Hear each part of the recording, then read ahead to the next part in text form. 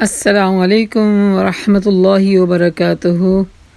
اعوذ باللہ السمیع العلیم من الشیطان الرجیم۔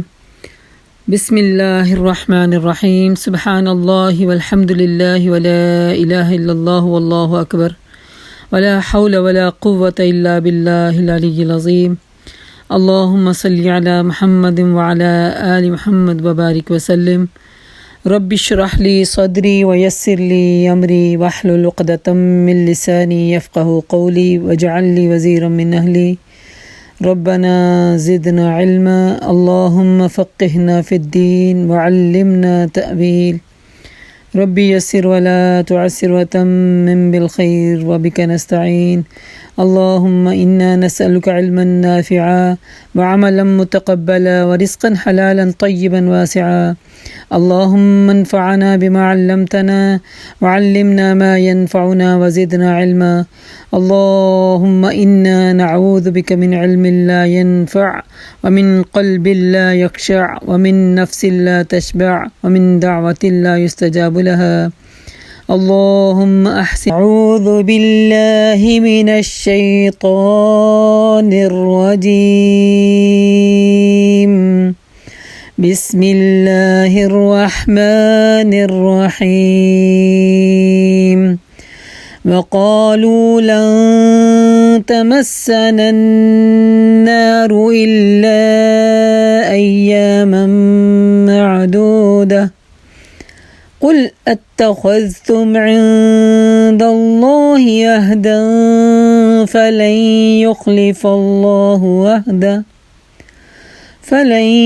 يخلف الله عهده أم تقولون على الله ما لا تعلمون بلى من كسب سيئة وأحاطت به خطيئته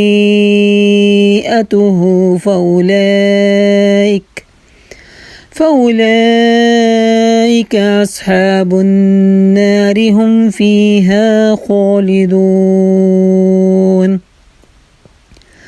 والذين آمنوا وعملوا الصالحات أولئك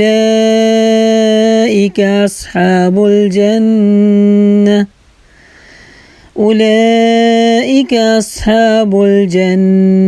هم فيها خالدون۔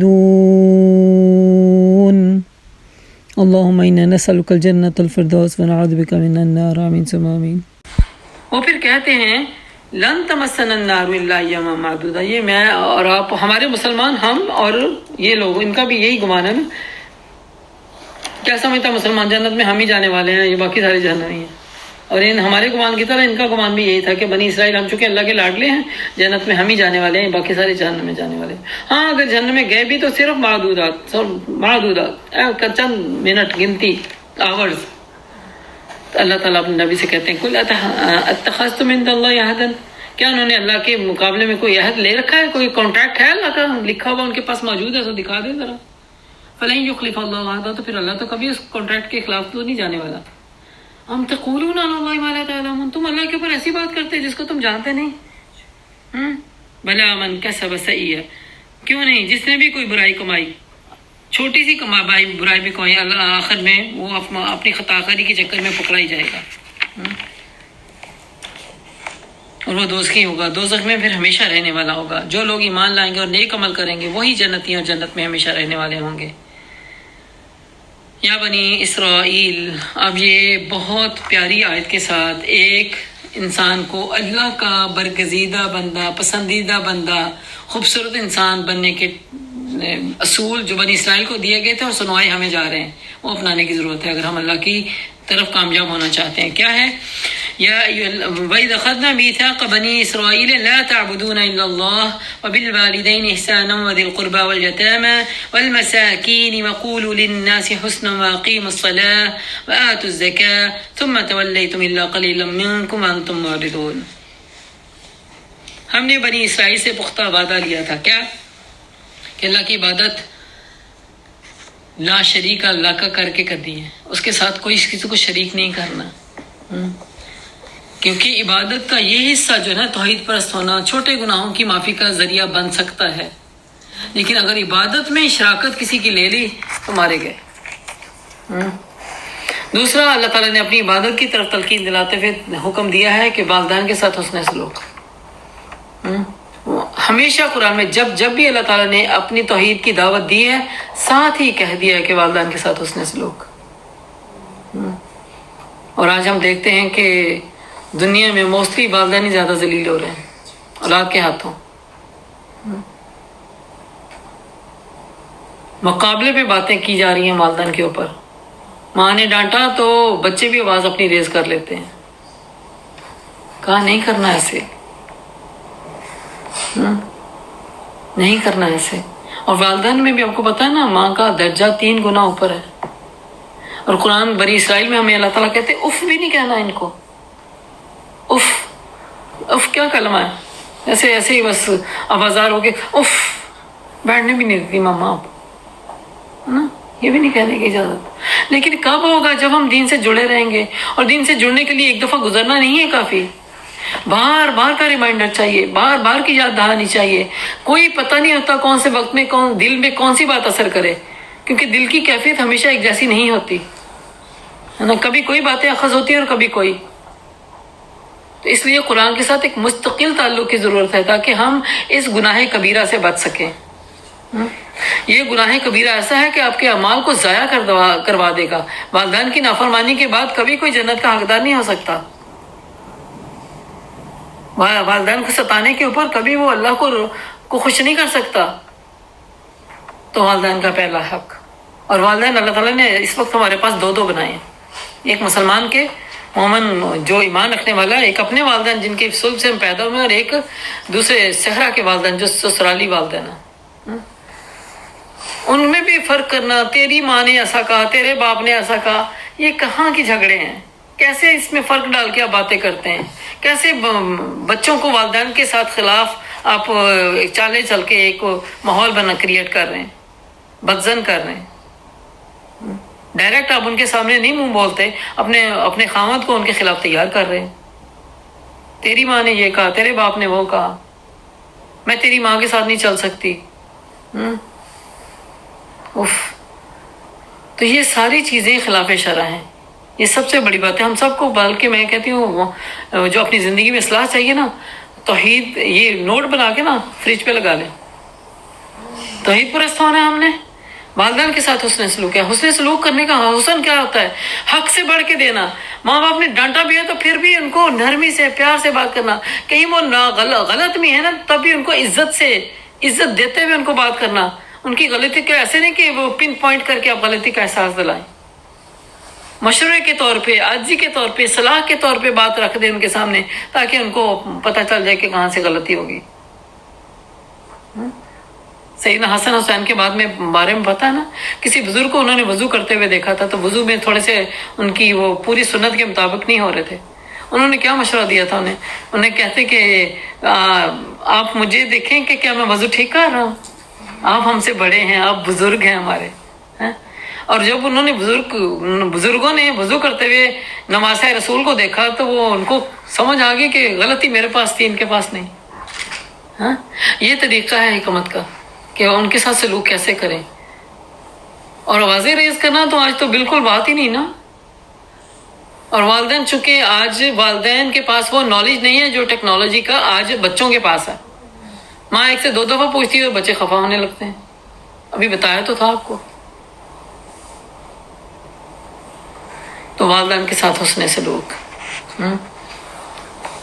پھر ذی القربہ، اپنے رشتہ داروں کے ساتھ، جن کو والدین کی عزت کرنی آتی ہے نا، ان کے رشتہ داروں کی عزت کرنی بھی آ جاتی ہے۔ جن کو والدین کی عزت نہیں نہ آتی، وہ ان کو بھی، رشتہ داروں کو بھی دشمن بنا کے پیش کرتے ہیں۔ والیتامی، یتیموں کے ساتھ۔ اور یتیم کے بارے میں تو اللہ کے نبی کی خاص ہدایت ہے نا کہ ان کے ساتھ اپنی اولاد سے بڑھ کے سلوک کرو، کیونکہ قیامت والے دن تم مجھے اور یتیم کی سرپرستی کرنے والوں کو ایسا دیکھو گے۔ 2 انگلیوں کو برابر کر کے کہا۔ پھر مسکین، وہ زمانے کے جو نیچے طبقے کے لوگ ہیں، ان کو کمظرف نہ سمجھو، ان کو حقارت سے مت دیکھو۔ جو اپنی سفید پوشی کو چھپائے بیٹھے ہیں، ان کو پہچاننا میرا اور آپ کا کام ہے، تاکہ ان کو ہاتھ پھیلانے کی ضرورت نہ پڑے۔ اگر یہ سارا کچھ نہیں کر سکتے تو وقولوا للناس حسنا، اتنا تو کر سکتے ہیں۔ اخلاق کا ہے کوئی مول؟ اچھے ورڈز کا، اچھے الفاظ کا، عاجزی انکساری کا ہے کوئی مول؟ اخلاق تو بنا لو پھر، وقولوا للناس حسنا، اچھی بات کرو ان سے، نیکی کی بات کرو ان سے، اخلاق کے ساتھ نرمی سے معاملہ کرو ان سے۔ کوئی مشورہ مانگتا ہے اسے احسن طریقے سے سکھا دو۔ کوئی 1 سے 4 دفعہ بعد میں پوچھتا ہے تو مت کہو کہ تمہیں پہلے تو بتایا تھا، میں نہیں بتانے والی اب تمہیں۔ اگر کسی کی مدد نہیں کر سکتے تو ان کو اللہ کے نام سے ان سے معافی مانگ لو۔ جیسے ہمارے فقیر بازوں کا ڈور پہ آ جاتے ہیں نا، تو کہتے ہیں بھائی اللہ معاف کر، اللہ مجھے معاف کرے، میں آپ کی مدد نہیں کر سکتی اس وقت۔ یہ ایک نرمی کا انداز ہے نا، بجائے اس کے کہ ان کو آپ تقریریں سنا دیں اور ان کو کہیں کہ ابھی کل تو دی تھی تمہیں پھر آ گئی ہو۔ نہیں، باقی والصلاۃ، یہ سارے کام کب اسٹیبلش ہو سکتے ہیں؟ جب خود ہم نماز قائم کرنے والے ہوئیں گے، وآتوا الزکاۃ، اور زکوٰۃ ادا کرنے والے۔ ثم تولیتم الا قلیل منکم، تم میں سے بہت تھوڑے جنہوں نے یہ کام کیا مگر باقیوں نے ساروں نے منہ موڑ لیا۔ میجورٹی جو ہے نا وہ خسارے میں جانے والی ہے، میجورٹی، اس کی قسم اللہ نے خود کھائی ہے، والعصر ان الانسان لفی خسر۔ سیدنا عمر کے دور میں ایک عام آدمی کھڑا دعا کر رہا تھا، یا اللہ مجھے قلیل میں شامل فرما لے، قلیل میں شامل فرما لے۔ سیدنا عمر کہتے ہیں یہ کیا دعا کر رہے تم؟ کہنے لگا آپ نے دیکھا نہیں، قلیلا ما تذکرون، قلیلا ما تشکرون، قلیلا ما تہتدون۔ ہاں، اللہ کہتا ہے تھوڑے ہیں جو ذکر کرتے ہیں، تھوڑے جو شکر کرتے ہیں، تھوڑے جو ایمان لانے والے ہیں۔ تو سیدنا عمر کہتے ہیں میں ہل گیا کہ میرے سے زیادہ تیرے اندر فہم زیادہ پائی جاتی ہے۔ تو انسان سیکھنے والا ہو تو اس طرح بھی سیکھ جاتا ہے۔ تو اللہ تعالیٰ کیا کہتے ہیں، قلیل تھے جنہوں نے بات کو سنا، باقی انہوں منہ موڑ دیا۔ وَإِذْ أَخَذْنَا مِيثَاقَكُمْ لَا تَسْفِكُونَ دِمَاءَكُمْ، یاد کرو بنی اسرائیل کی اولاد سے ہم نے پختہ عہد لیا تھا کہ اللہ کے سوا کسی کی عبادت نہ کرنا، ماں باپ کے ساتھ، رشتہ داروں کے ساتھ، یتیموں اور مسکینوں کے ساتھ نیک سلوک کرنا، لوگوں سے بھلی بات کہنا، نماز کو قائم کرنا، میں اس کو سلیس ترجمہ کر رہی ہوں، اور زکوٰۃ دینا، مگر تھوڑی آدمیوں کے سوا تم سب نے اس عہد سے پھر گئے، اب تک پھرے ہوئے۔ پھر یاد کرو ذرا، ہم نے تم سے ایک مضبوط عہد لیا تھا کہ آپس میں ایک دوسرے کا خون مت بہانا اور نہ ایک دوسرے کو گھر سے بے گھر کرنا۔ تم نے اس کا اقرار کیا مگر تم اس پر اور گواہ بھی تھے، مگر آج وہی تم ہو کہ اپنے بھائی بندوں کو قتل بھی کرتے ہو، اپنی برادری کے کچھ لوگوں کو بے خانقاہ بھی کر دیتے ہو، ظلم و زیادتی کے ساتھ ان کے خلاف جتھے بندیاں بھی کرتے ہو، جب وہ لڑائی میں پکڑے ہوتے تمہارے پاس آتے ہیں تو ان کی رہائی کے لیے فدیہ کا لین دین بھی کرتے ہو۔ یہ ایسے ہی ہے جیسے آپ کی دوستی اپنے بھائی سے زیادہ اس کے فرینڈ سے ہو جائے، اور فرینڈ کو اپنے بھائی کی ساری غیبتیں کر کر کے بتائیں آپ، اور تاکہ فرینڈ کو موقع ملے آپ کے بھائی کو گریب کرنے کا اور اس کے اوپر حملہ کرنے کا۔ یہ بنی اسرائیل نے ایسا ہی کیا تھا۔ مشرکین مکہ کے 2 گروپ اور بنی اسرائیل کے 2 گروپ، ان کی بجائے آپس میں دوستیاں ہونے کی ایسے کراس میں دوستیاں ہوئیں، تو اپنے گھر کے بھید ان کو دینے شروع کر دیے۔ آج مسلمان یہی کر رہے ہیں، غیر ملکوں کے ہاتھوں میں لٹے ہوئے ہیں، اپنی ثقافت، اپنی شریعت، اپنا معاشرہ، اپنی ہر چیز کے بھید ان کو دے کے، اور اپنے مخلوق اخلاص والے بندوں کی کمزوریاں پکڑ کے ان کے سامنے نچا دینا چاہتے ہیں، اور پھر جب خدا نہ خواستہ ان کی کمزوریوں کے ہتھے چڑھ جاتے ہیں۔ عافیہ صدیقہ کا کیا معاملہ ہوا ہے؟ کس نے پکڑوایا تھا؟ غیر مسلم نے۔ دیکھیں کتنی وہ آزمائش کی چکی پیس رہی ہے اس وقت، اب اس کو فدیہ دے کے چھڑوانے کے ہیلے کر رہے ہیں۔ اللہ کہتے ہیں میں نے پہلے نہیں منع کیا تھا کہ اپنے بندوں کی شکایتیں مت لگاؤ دوسروں پہ، ہے نا؟ اب اس کے بعد تم فدیہ دیتے ہو۔ اب فدیہ دینے کا حکم تو تھا جب دشمن تمہارے بھائیوں کو لے جائے تم فدیہ دے کے چھڑواؤ، نہ کہ تم خود ان کے بھید دے کے ان کو پکڑواؤ۔ اب اللہ کہتے ہیں کیا، افتؤمنون ببعض الکتاب وتکفرون ببعض، کہ تم کچھ حکم مانتے ہو کچھ حکم چھوڑ دیتے ہو۔ پک اینڈ چوز کرنا تو حرام ہے، جو آسان لگے وہ اٹھا لو، جو مشکل لگے وہ چھوڑ دو۔ ایک حصے پر ایمان لانا اور دوسرے کو چھوڑ دینا یہ کفر ہے۔ پھر تم میں سے کچھ لوگ ایسا کریں، جو بھی ایسا کرے گا ان کی سزا اس کے سوا اور کیا ہو سکتی ہے کہ دنیا کی زندگی میں ذلیل و خوار ہو کر رہیں گے اور آخرت میں شدید ترین عذاب کی طرف پھیرے جائیں گے۔ اللہ ان حرکات سے بالکل بھی بے خبر نہیں ہے جو تم کر رہے ہو۔ دنیا میں رسوائی کا مل جانا گویا دنیا میں انسان ذلیل ہو جائے اور ذلت چہروں سے ٹپکنے لگے، آپ کو دیکھ کے لوگ راستہ بدلنے لگے۔ یہ عذاب ہے دنیا کا، اور آخرت میں تو شدید ہے۔ یہ وہ لوگ ہیں جنہوں نے آخرت بیچ کر دنیا کی زندگی کو اپنے لیے خرید لیا، لہٰذا ان کی سزا یہ ہوگی کہ ان کے پاس نہ تو کوئی کمی ہونے والی ہے ادھر اور نہ ہی کوئی مدد پہنچنے والی ہے۔ ہم نے موسیٰ کو کتاب علیہ السلام کو دی، اس کے بعد پے در پہ ایک کے بعد ایک انتظام کیے رسولوں کو بھیجنے کے، رہنمائی کے، ہدایت کے، روشن نشانیاں دے کر۔ اور سب سے بڑی نشانی، روشن نشانی کس کو دی گئی؟ روح پاک سے عیسیٰ علیہ السلام کو مدد کی گئی۔ عیسیٰ ابن مریم البینات۔ پھر یہ تمہارا کیا ڈھنگ ہے کہ جب بھی کوئی رسول تمہاری خواہشات نفس کے خلاف کوئی چیز لے کر آتا ہے، تم نے اس کے مقابلے میں سرکشی کی، کسی کو چھٹلایا اور کسی کو قتل کر ڈالا۔ وہ کہتے ہیں ہمارے دل تو محفوظ ہیں۔ نہیں، اصل بات یہ ہے کہ ان کے کفر کی وجہ سے ان پر اللہ کی پھٹکار پڑی ہے۔ یعنی نئی بات، جو نیا دین، اس وقت نیا دین تھا نا نبی پاک صلی اللہ علیہ وسلم کی وجہ سے جو اترا اور انٹروڈیوس ہو رہا معاشرے میں، اصل دین انہوں نے چھپا کے غلط ملت باتیں رائج کی رہی تھی۔ اصل دین کی شکل لوگوں کو نظر آئی تو نئی باتیں نظر آئیں۔ اب نئی باتوں کو اڈاپٹ کرنے کے لیے کیا تھا؟ دل جو ہے وہ خواہشات نفس کے اندر جکڑے ہوئے ہیں، اور کہتے ہیں کہ ہمیں نئی باتوں کا کوئی اثر نہیں ہونے والا، ہم آلریڈی پکے ہیں اپنے مذہب پہ۔ باوجود یہ کہ اس کتاب کی یہ تصدیق کرتے، مگر وہ کہتے ہیں کہ ہمارے دل محفوظ ہیں۔ اصل بات یہ ہے کہ ان کے کفر کی وجہ سے ان پر اللہ کی پھٹکار پڑی ہوئی ہے۔ جب انسان یہ کہتا ہے نا کہ مجھے آلریڈی آتا ہے، مجھے پتہ ہے، مجھے پتہ ہے، مجھے پڑھا، میں پڑھا وہاں پہلے ہوں، کوئی بھی بات کو سیکھنے کے لیے وہ ایک اسپارٹ سا ٹھک کر کے جواب آپ کے منہ پہ مارتا ہے، مجھے پتہ ہے، آلریڈی مجھے پتہ ہے، مجھے کیا سکھانا آپ نے؟ تو اس کا مطلب ہے کہ یہ بات کہنا ان کی سزا کا سلسلہ شروع ہوتا ہے، ان کے دل پہ پھٹکار پڑ جاتی ہے ان کے اس گناہ کی وجہ سے، اور پھر ایسے لوگ کام ایمان لاتے ہیں۔ اب جو ایک کتاب اللہ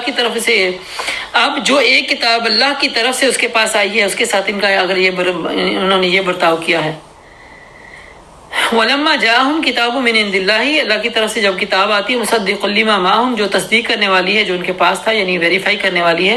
وَكَانُوا مِن قَبْلُ يَسْتَفْتِحُونَ عَلَى الَّذِينَ كَفَرُوا، اس سے پہلے وہ اس کے بارے میں فتوے دیا کرتے تھے کہ آنے دو نبی کو، پھر بتائیں گے تمہیں۔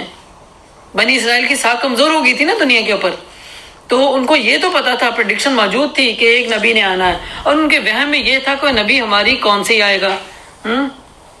حالانکہ اپنی قوم سے آنے والے نبیوں کے ساتھ ان کی وفاداری پیچھے ہم نے آگے بھی جا کے دیکھیں گے کوئی پوری نہیں ہے۔ قرآن ساری چیزیں واضح کر رہا ہے، انہوں نے اپنے نبی کو قتل کیا، ابھی پیچھے ہم سن کے آئے ہیں، کوئی وفاداری نہیں کی۔ لیکن اب نیو لوگوں کے سامنے وہ ان کی، چونکہ وہ پڑھے لکھے لوگ تھے، اہل کتاب لوگ تھے، ان کو وارننگ دے کے کہتے تھے کہ آنے دو ایک نبی کو، تو پھر ان کے ساتھ مل کے تمہیں بتائیں گے کہ اصل کیا ہے تو نقل کیا ہے۔ اب جو نبی آ گئے، اب یہاں بتایا جا رہا ہے، جب وہ آ گئے انہوں نے ان کو پہچان بھی لیا، مگر پہچاننے کے بعد کیا کیا؟ کفر کیا۔ فلعنت اللہ علی الکافرین، اللہ کی لعنت ہو ایسے کافروں پر۔ پھر حق دے کے پہچان کے انکار کرنا، یہ لعنت کا مرتکب ہونا ہے۔ کتنا برا ہے جو انہوں نے کمایا، جس سے اپنے نفس کی تسلی حاصل کرتے ہیں کہ ہدایت اللہ نے نازل کی، جو ہدایت اللہ نے نازل کی، اس کو قبول کرنے سے صرف ان کی ضد کی بنا پر انکار کر رہے ہیں، اور اللہ نے اپنے فضل وہی سے اپنے جس بندے کو خود چاہا نواز دیا، لہذا اب یہ غضب بالا ہے، غضب مستحق ہو گئے۔ ایسے کافروں کے لیے سخت ذلت امیز عذاب ہے۔ ان کی سب سے بڑی ضد کی تھی کہ آپ کو ماننے کے لیے تیار نہیں تھے، ان کو تکلیف تھی کہ آپ کو کیوں چنا گیا ہے، بڑے بڑے سردار کیوں نہیں چنے گئے، یا ہم میں سے کچھ لوگوں کو کیوں نہیں چنا گیا۔ تو اللہ تعالیٰ کہتے ہیں جس کو اللہ تعالیٰ اپنی نعمت ہدایت سے نوازنا چاہے یا نعمت نبوت سے نوازنا چاہے، یہ اللہ کا فضل ہے اور اللہ کے کنٹرول میں ہے۔ اللہ جس کو چاہے عطا کرے، تم سے پوچھ کے دے گا بھلا کوئی؟ جب ان سے کہا جاتا کہ جو کچھ اللہ تعالیٰ نے نازل کیا اس پر ایمان لے آؤ، تو وہ کہتے ہیں ہم تو صرف اس چیز پر ایمان لاتے ہیں جو ہمارے ہاں بنی اسرائیل پر اتری ہے۔ کیا انہوں نے پورا ایمان لائے ہوئے تھے اس پہ؟ اب اللہ تعالیٰ بتا رہے ہیں اس دائرے کے باہر جو کچھ ہے اس سے ہمیں ماننے سے ہم انکار کرتے ہیں، حالانکہ وہی حق ہے۔ اس کی تعلیم کی تصدیق و تائید جو کر رہا ہے جو ان کے ہاں پہلے سے موجود تھی۔ اچھا ان سے ذرا کہو اگر تم اس تعلیم پر ایمان رکھنے والے تھے جو تمہارے پاس آئی تھی، تو اس سے پہلے اللہ کے ان پیغمبروں کو تم نے قتل کیوں کیا؟